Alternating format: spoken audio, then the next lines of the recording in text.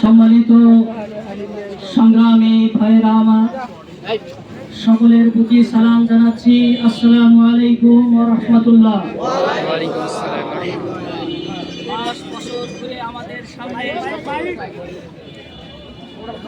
বছর ঘুরে আমাদের সামনে প্রতি বছরের ন্যায় আবারও ফিরে এসেছে রমজান।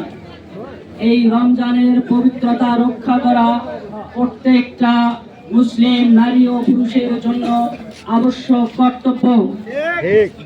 সম্মানিত তৌহিদি জনতা, বাংলাদেশ জামাত ইসলামী চায় বাংলাদেশের প্রত্যেকটা মানুষ যারা নিজেকে মুসলিম হিসেবে দাবি করেন তারা যেন নামাজ আদায় করেন। বাংলাদেশ জামাত ইসলামী চায় যারা নিজেকে মুসলিম হিসেবে দাবি করেন তারা যেন রমজান মাসের রোজা সিয়াম পালন করেন। বাংলাদেশ জামাত ইসলামী রাষ্ট্রীয়ভাবে যাকাতকে ফরজ করতে চান। বাংলাদেশ জামাত ইসলামী রাষ্ট্রীয়ভাবে সুদকে নিষিদ্ধ করতে চান। বাংলাদেশ জামাত ইসলামী চায় বাংলাদেশের আনাচে কানাচে ৬৮,০০০ গ্রাম বাংলার প্রত্যেকটি মুসলিম পরিবারে কোরআনের আইন চালু হোক। আপনারা কি এই কোরআনের আইন চালু হোক এটা চান কিনা?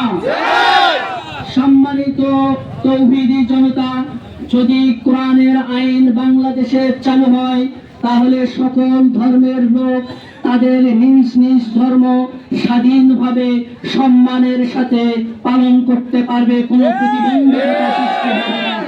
সম্মানিত ভাইরা, অন্যান্য ধর্মের ভাইরা সবাই নিজ নিজ ধর্ম স্বাধীনভাবে পালন করতে পারবেন।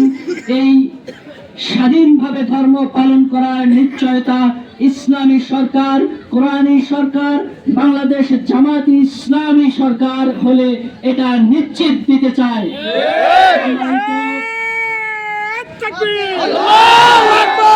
বাংলাদেশ জামাত ইসলামী জিন্দাবাদ, জিন্দাবাদ, জিন্দাবাদ, বাংলাদেশ জামাত ইসলামী।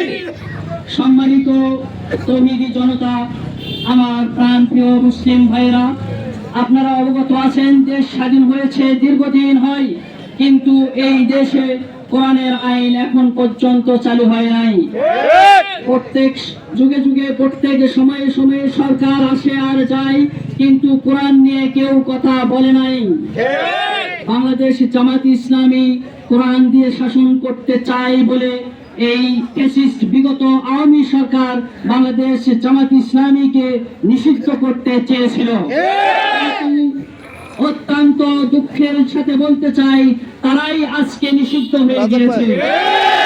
সম্মানিত তৌহিদি জনতা, যারা কোরআনকে নিষিদ্ধ করতে চায় একদিন তারাই আল্লাহর জমিনে নিষিদ্ধ হবে, এটাই প্রমাণিত।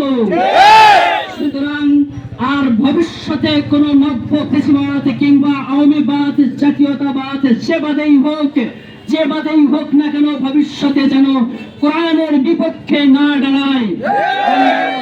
এই সরকারের কাছে এবং